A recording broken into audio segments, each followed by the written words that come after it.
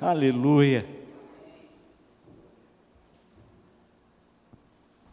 Queridos, vou pedir para que você abra comigo a palavra do Senhor lá no livro de 2 Samuel, capítulo 11. Segundo livro de Samuel, capítulo 11. Quero compartilhar alguns versículos com vocês. Enquanto você localiza esse texto, se você já o fez, por favor, deixe marcado.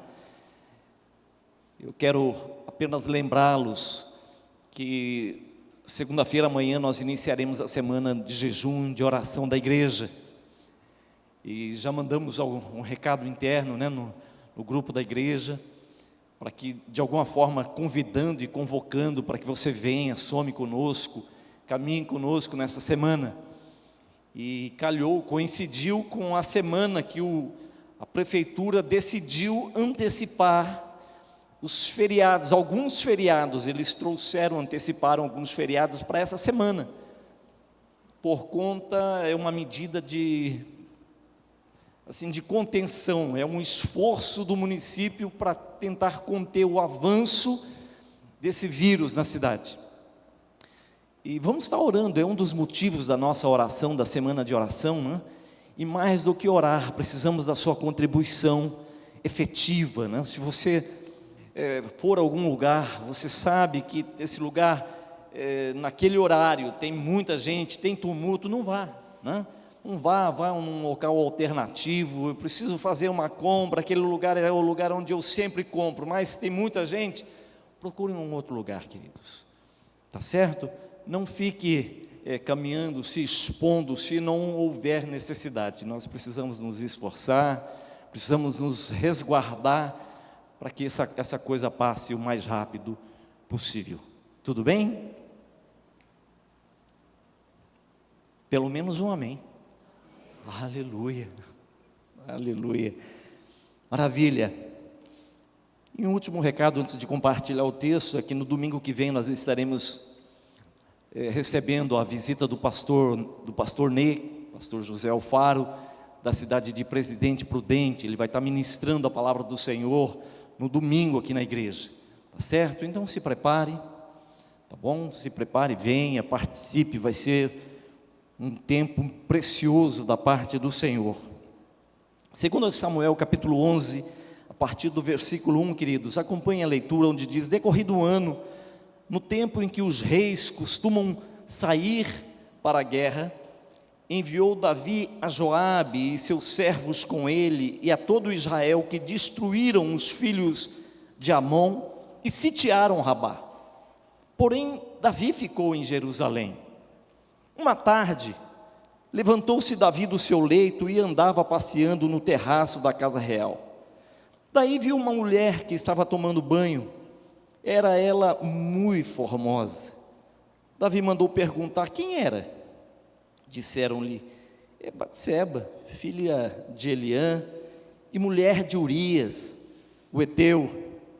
Então enviou Davi mensageiros que a trouxessem. Ela veio e ele se deitou com ela. Tendo-se ela purificado da sua imundície, voltou para sua casa. A mulher concebeu e mandou dizer a Davi: estou grávida. Então enviou Davi mensageiros a Joabe, dizendo: manda-me Urias, o heteu. Joabe enviou Urias a Davi. Vindo, pois, Urias a Davi, perguntou este como passava Joabe, como se achava o povo e como ia a guerra. Depois disse Davi a Urias: desce à tua casa e lava os pés. Saindo Urias da casa real, logo se lhe seguiu um presente do rei.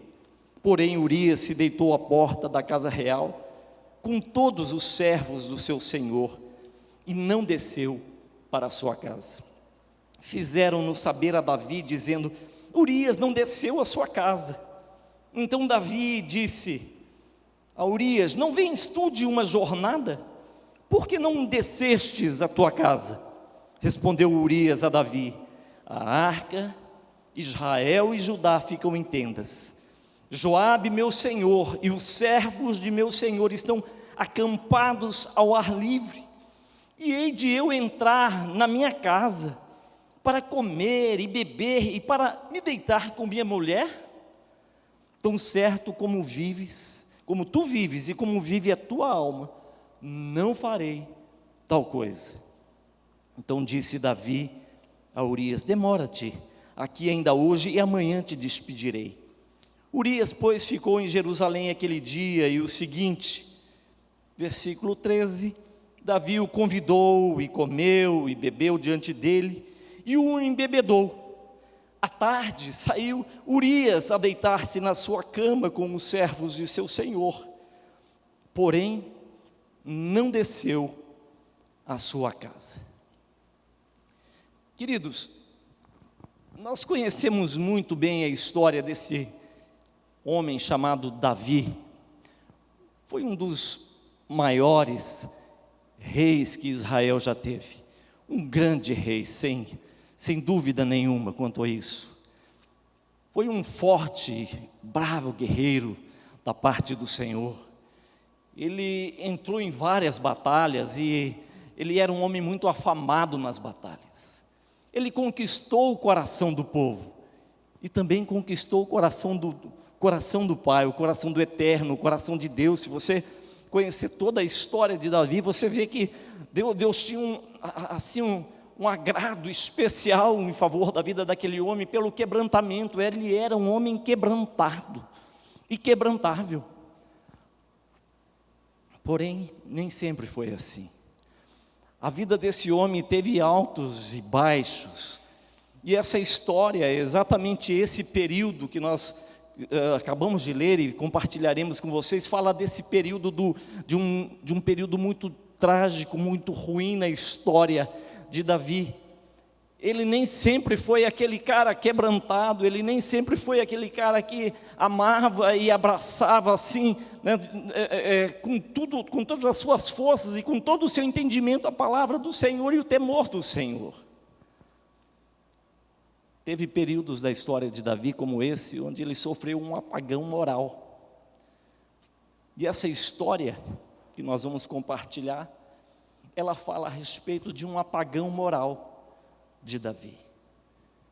Um período onde você fala assim: mas Davi, um homem segundo o coração de Deus, como pôde fazer uma coisa dessa?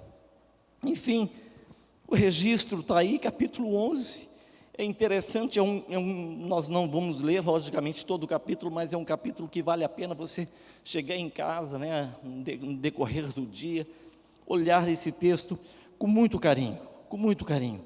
Essa é a história do apagão moral de Davi. O texto inicia dizendo no versículo 1, que era um período onde os reis estavam em batalha. Os reinos estavam batalhando em guerra, e o exército de Israel estava envolvido, participando dessa guerra. Só que Davi não foi. Diz o texto que Davi ficou no palácio, né? E é estranho que Davi tenha ficado no palácio, porque toda a história de Davi, toda a história revelada a respeito de Davi, nós sabemos que Davi era aquele cara pronto. Ele foi formatado para isso desde a sua juventude. Ele não fugia, ele não se esquivava a uma batalha, a uma guerra. Ele era o cara pronto, né? Ele era o homem que estava assim sempre à frente do exército. Mas ele decidiu ficar, e o texto não diz por que ele ficou.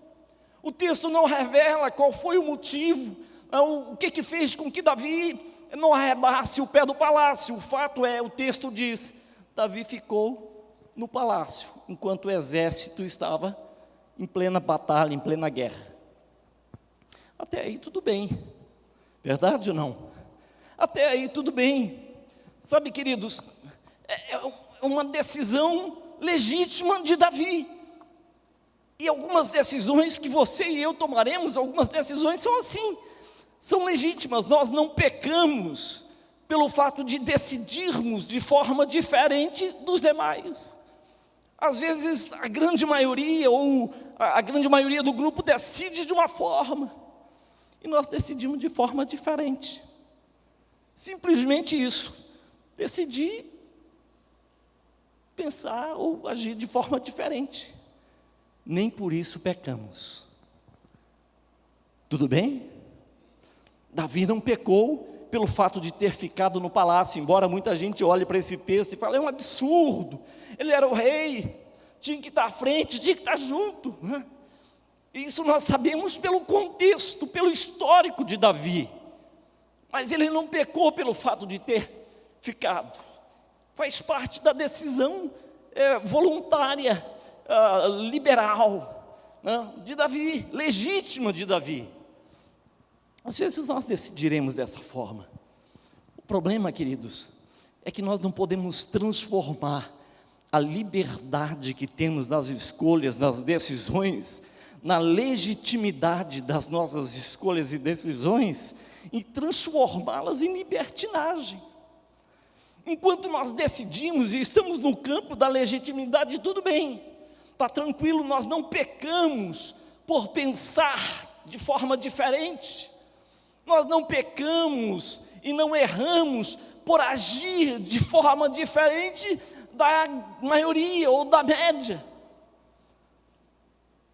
O problema está quando nós confundimos a liberdade, a legitimidade que temos, com a libertinagem. Quando nós não sabemos trabalhar com a liberdade. O problema está quando as coisas não são livres demais, quando agimos com liberdade demais, e nós nos perdemos por não saber lidar com aquilo. Quando você olha para a história de Davi, você percebe que ele estava ali na bênção, era o rei, resolveu ficar, assim, sei lá, estava indisposto, não queria ir, vou ficar, quero testar o meu exército, como é que meu exército vai agir sem a minha presença?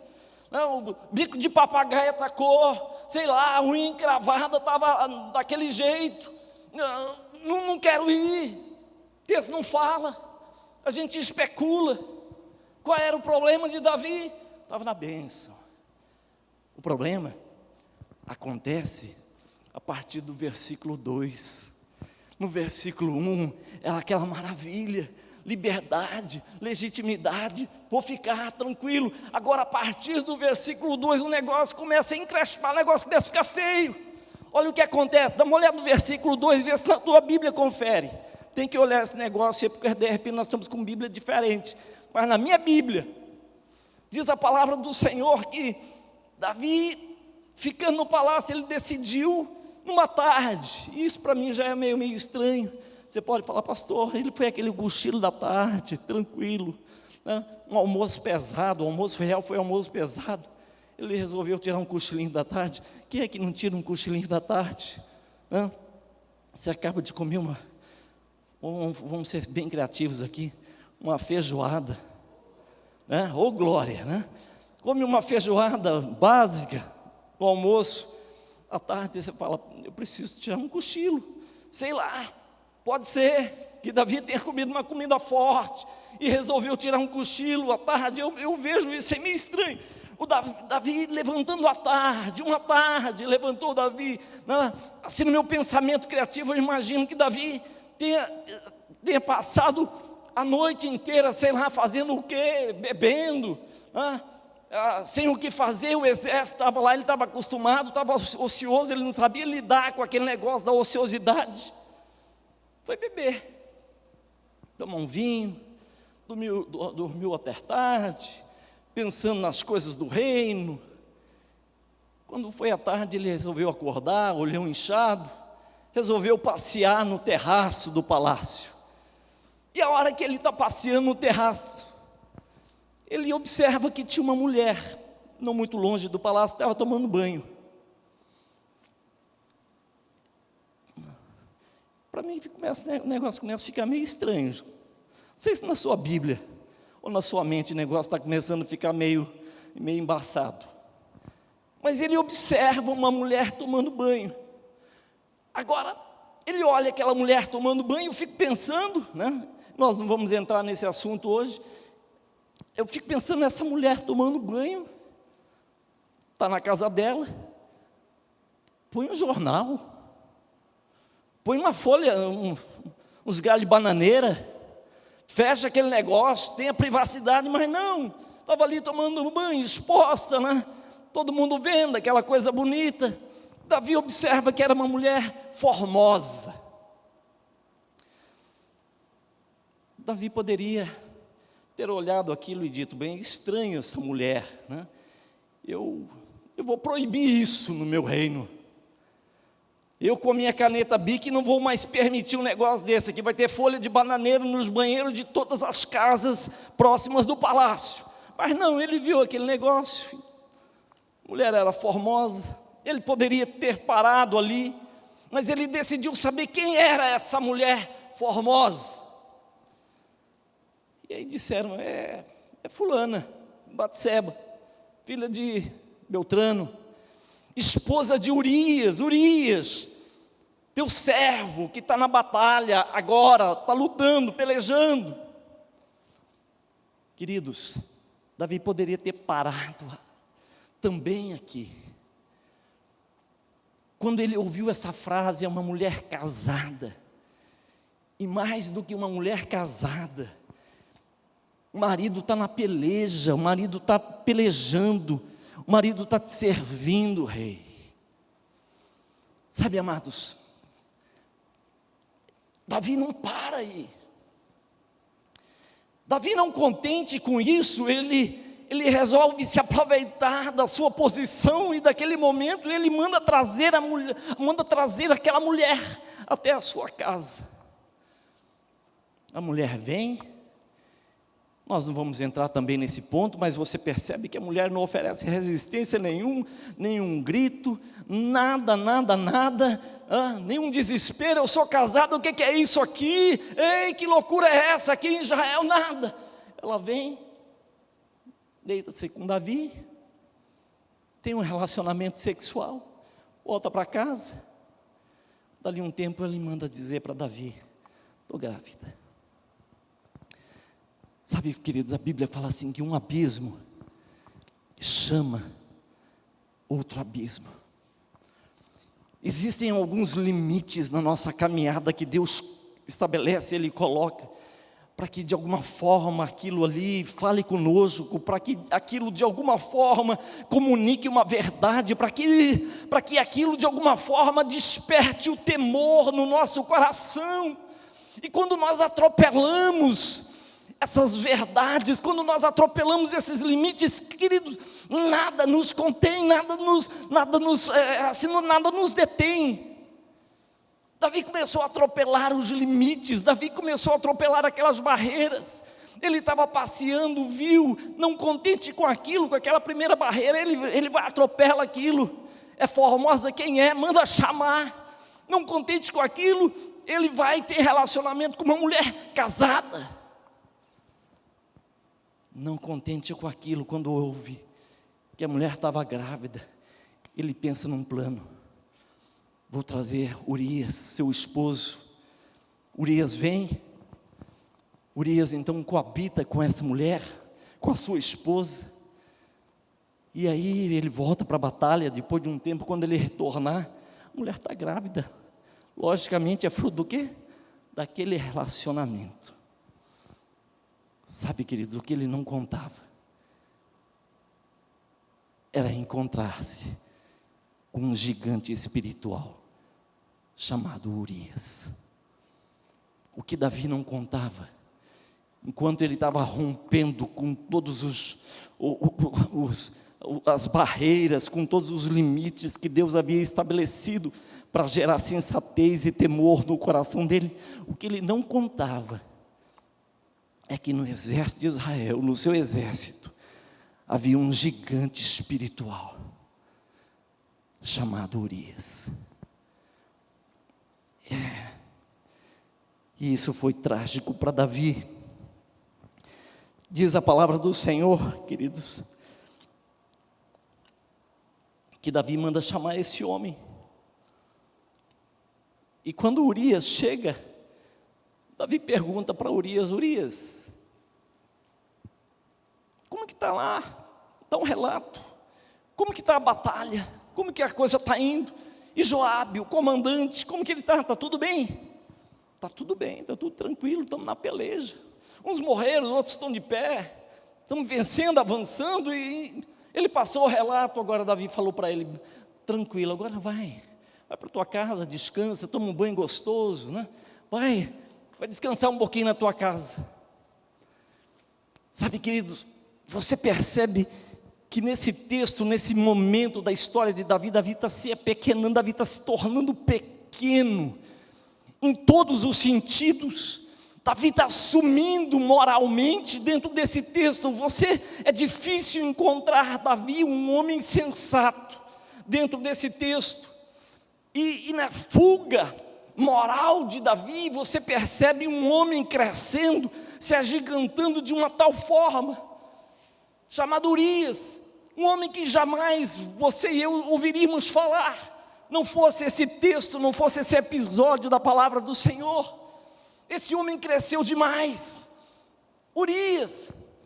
Quando Davi então manda dar esse recado para Urias: Urias, vá para tua casa, descansa um pouco. Urias sai, Davi já manda um presente para ele na casa dele. Só que Urias não decide de forma diferente. Urias fala: eu não vou para minha casa, eu vou ficar deitado com os servos, ali às margens do palácio. Ali tem uma escada, uma escadaria próxima do palácio, vou ficar encostado por ali junto com os servos do rei. Alguém trouxe o relato para Davi e disse: tem jeito não, o homem não desceu para sua casa. Então Davi manda chamar esse homem, fala: Urias, o que aconteceu? Você está cansado, você precisa descansar um pouco, por que você não foi para a tua casa? E o versículo 11, queridos, se você sublinha em destaque esse texto, porque o versículo 11 é uma chave tremenda, poderosa. O texto no versículo 11 diz assim: respondeu Urias a Davi: a arca, Israel e Judá ficam em tendas, Joabe meu senhor e os servos de meu senhor estão acampados ao ar livre. E hei de eu entrar na minha casa para comer e beber e para me deitar com minha mulher? Tão certo como tu vives e como vives a tua alma, eu não vou fazer tal coisa. Sabe, amados, que coisa tremenda é a resposta de Urias para Davi. Por quê?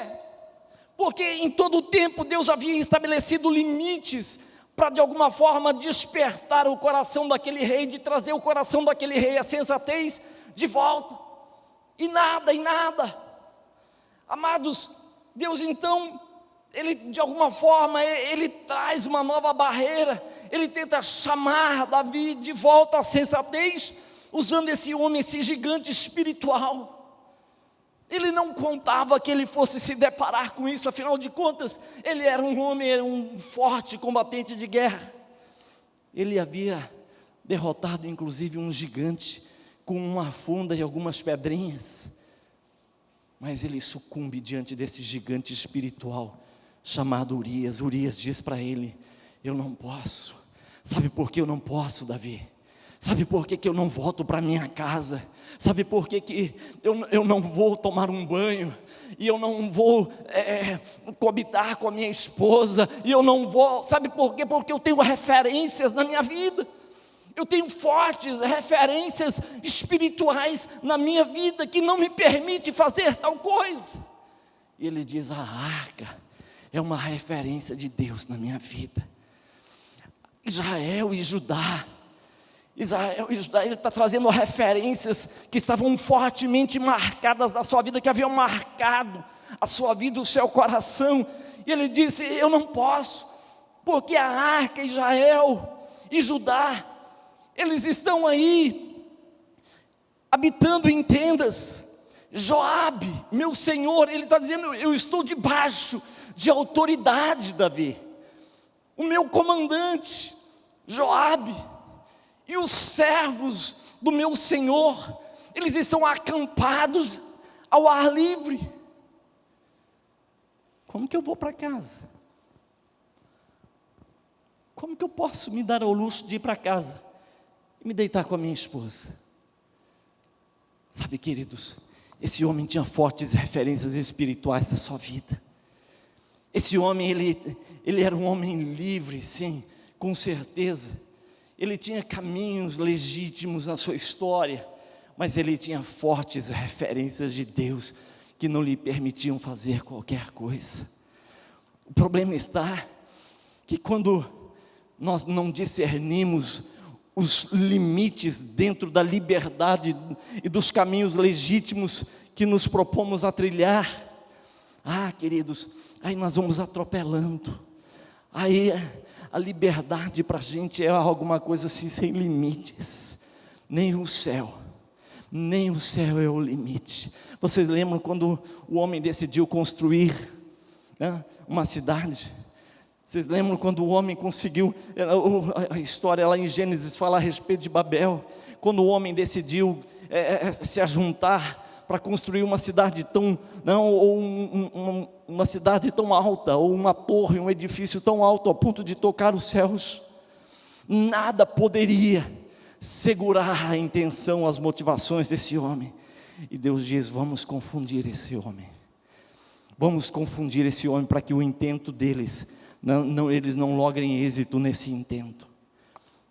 O que Davi estava fazendo, a ultrapassar tantas referências de Deus, queridos, era afundar ainda mais na sua insensatez. Quando nós perdemos as referências, o nosso caminho só vai afundando, o homem só vai afundando. Por quê? Porque nós estamos atropelando limites que Deus coloca na sua e na minha história, para que a gente caminhe debaixo da bênção. Um caminho legítimo é o caminho que olha para as referências de Deus e diz: eu não posso atropelar. E ainda que eu tenha liberdade, eu recuo na minha liberdade, para não ultrapassar uma referência de Deus, uma referência de fé, que eu caminho com ela, que eu carrego até hoje. Paulo, de uma outra forma, apóstolo Paulo, ele diz assim: todas as coisas me são lícitas, mas nem todas. Como ensaio está jóia, vamos lá? Todas as coisas me são lícitas, mas nem tudo me convém. O que Paulo estava dizendo, queridos?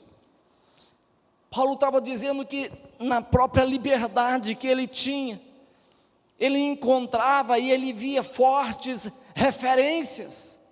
Ele via algumas referências da sua fé, que ele dizia: eu não posso ultrapassar, eu não posso avançar. Por quê? Porque tem símbolos da fé que Deus impregnou, Deus delegou, Deus entregou à nação.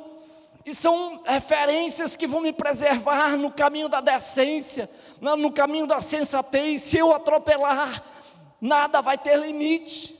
Tem gente que caminha e trilha por caminhos legítimos, tranquilo, ele não peca por isso. Ele não peca, queridos, por decidir diferente.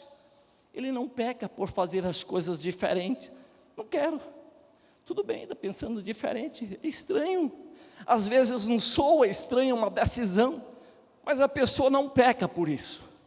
O problema é que dentro daquele caminho legítimo, e dentro da liberdade que a pessoa tem, ela começa a atropelar referências que lhe dão sensatez na caminhada. E aí, uma vez atropelado, não há limite para aquilo que nós faremos. Aí você atropela a arca, o seu chamado em Deus. Israel e Judá fala a respeito daquela nação escolhida por Deus. Você ultrapassa a tua vocação, você atropela a tua vocação, a arca, a presença de Deus, você atropela. Autoridade nenhuma consegue te tocar, É exatamente isso que Urias está dizendo. Joabe, meu senhor, ele está dizendo: eu estou debaixo de autoridade. Alguém que está sobre a minha vida está na peleja agora, e como que é que eu posso me dar ao luxo de não entrar? Quando nós perdemos, melhor dizendo, os limites e as referências, nada mais nos detém. quero finalizar essa palavra olhando com vocês o quadro geral desse texto.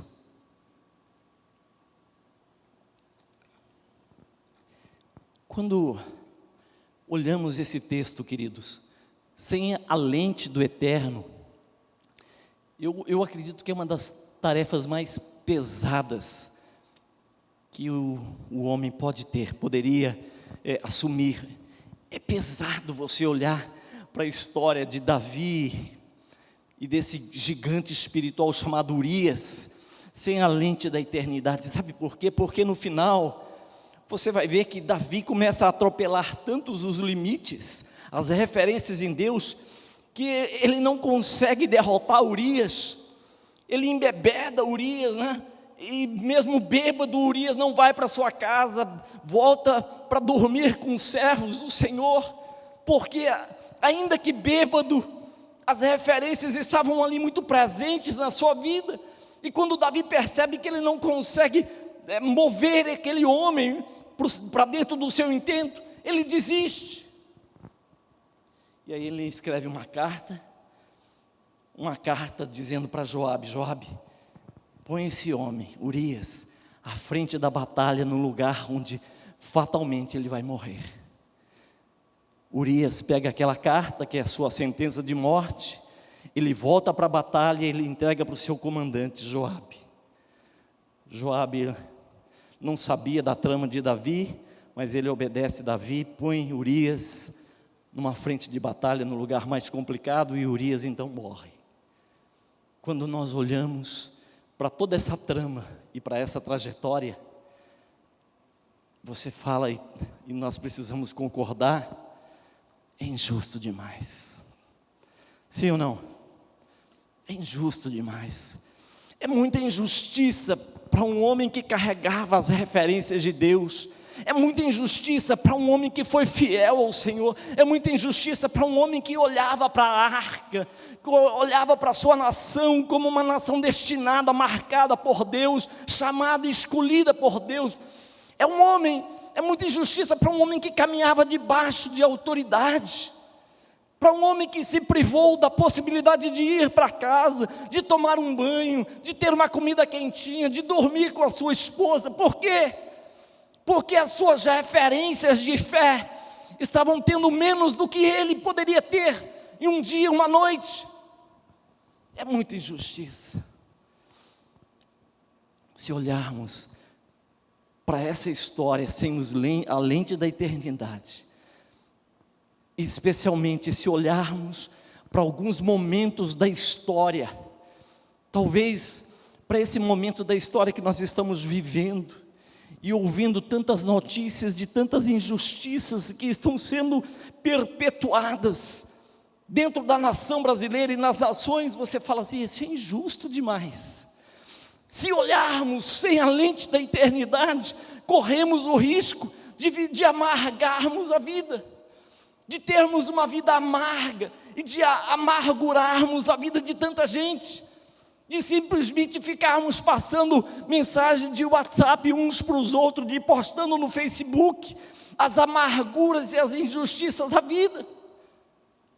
Sem a lente da eternidade, tudo fica cinzento, sem cor, sem vida, sem brilho, sem esperança, sem luz. Mas quando você olha a história do homem, quando você olha a história da redenção do homem, quando você olha a história de Deus entrando, assim, entremetendo na história da redenção da humanidade, você fala: agora eu compreendo.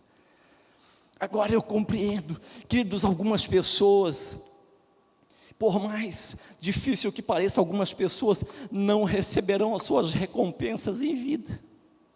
Algumas pessoas, infelizmente, elas vão padecer, elas vão passar necessidade, sim. Algumas pessoas vão morrer e passar a vida inteira sendo injustiçadas, sim. Alguns grupos, algumas pessoas, infelizmente elas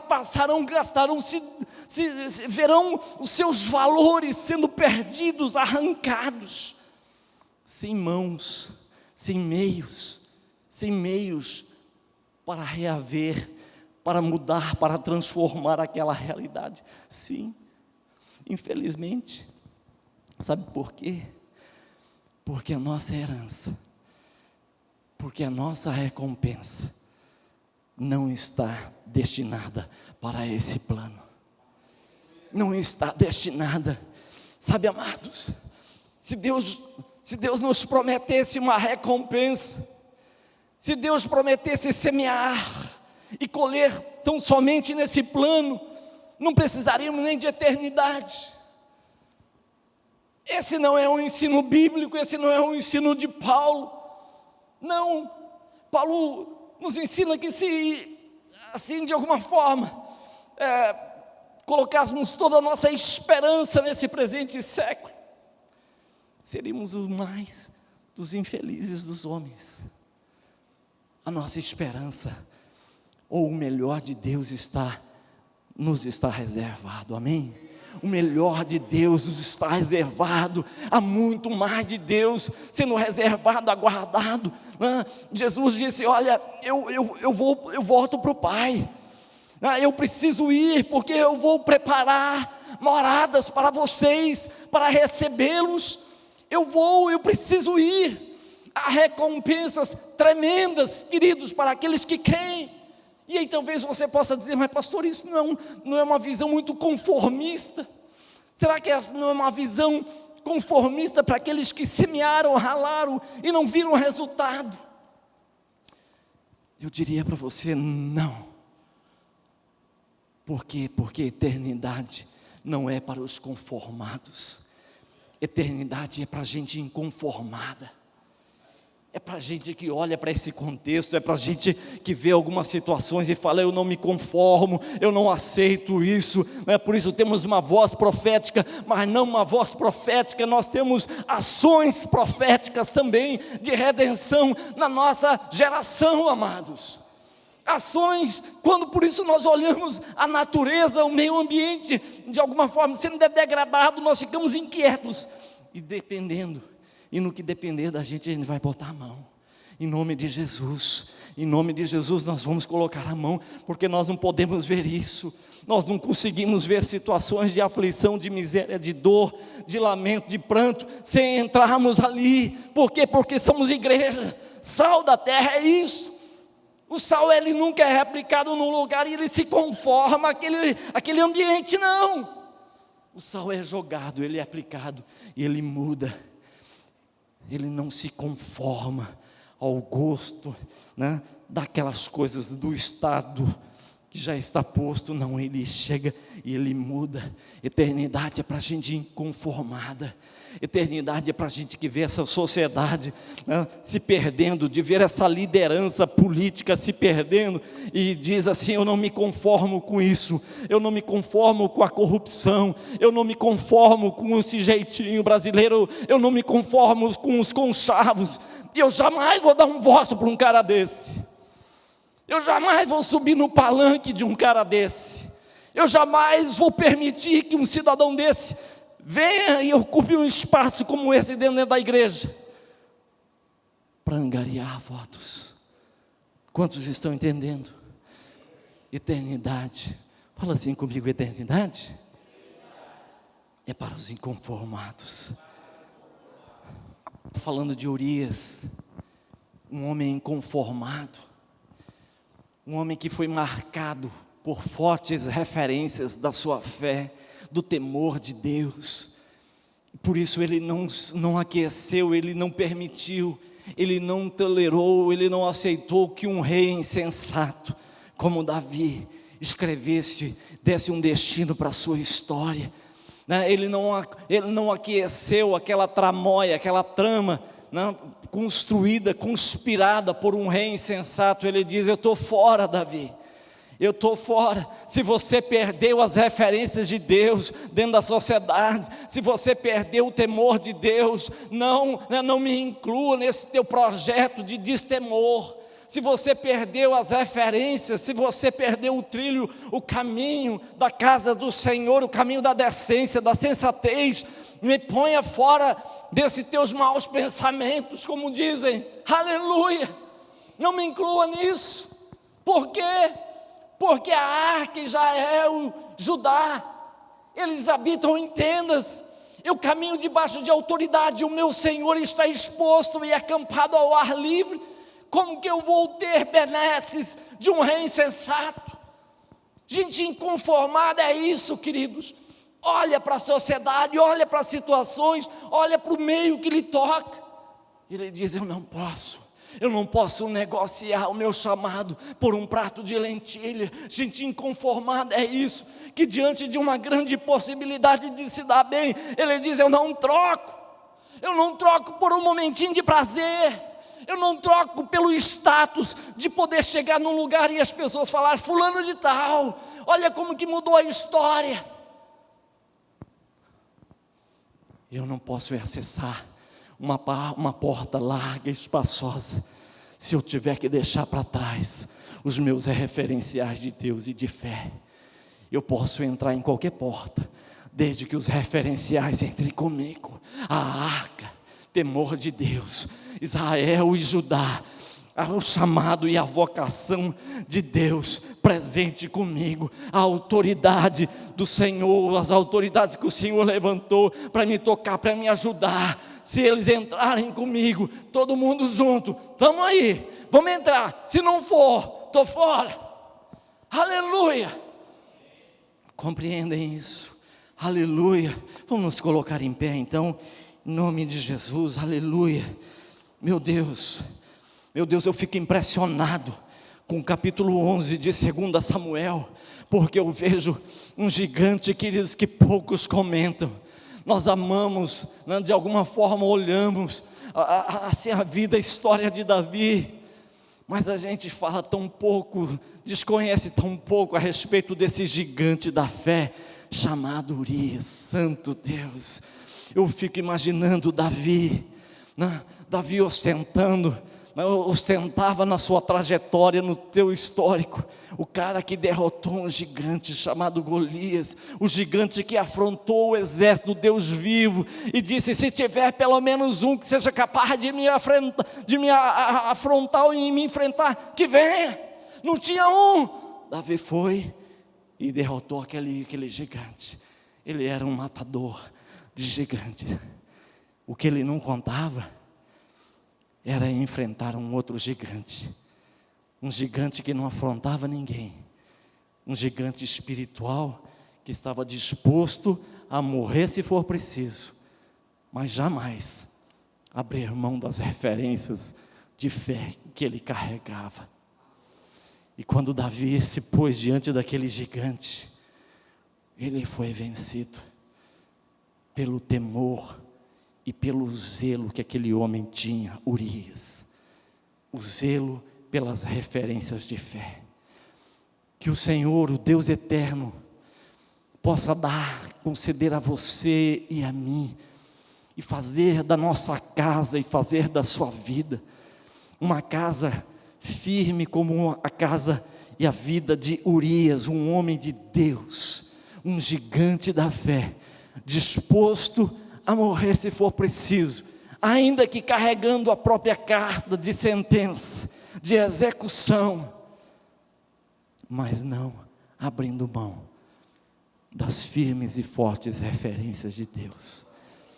Que o Senhor tenha misericórdia da nossa geração, que o Senhor se levante em nosso favor e tenha misericórdia, que o cristianismo, que o peso e o preço de caminharmos e ostentarmos o nome do Senhor Jesus Cristo não seja apenas um ornamento da nossa fé, que venhamos a demonstrar nos nossos pingentes e nas nossas correntes, nem mesmo no livro que carregamos debaixo do braço, mas que seja uma marca, uma firme marca no seu coração, na sua alma, no seu espírito, na sua identidade. Que o Deus eterno te abençoe, que a graça, que o amor do Senhor, o amor de Deus Pai, o amor, o entranhável amor e bondade do Senhor guarde a sua casa, guarde a sua vida nesse período de tantas controvérsias e tantos ventos contrários, que o Senhor se levante, te dê paz e te dê livramento, enquanto você deitar e ao acordar, o temor e o livramento do Senhor te acompanhe, desde agora, para sempre, em nome do Senhor Jesus, amém, aleluia, graças a Deus, graças a Deus. Um último recadinho que eu gostaria de dar para você essa semana. Alguns de vocês, nem todos, mas uma boa parte dos membros da igreja serão contactados para uma estratégia que nós estamos pensando em relação a esse combate do Covid. Então não estranhe, tá certo? Se vocês forem contactados, é o meu contato direto. Uma forte e abençoada semana. Em nome de Jesus, Deus te abençoe.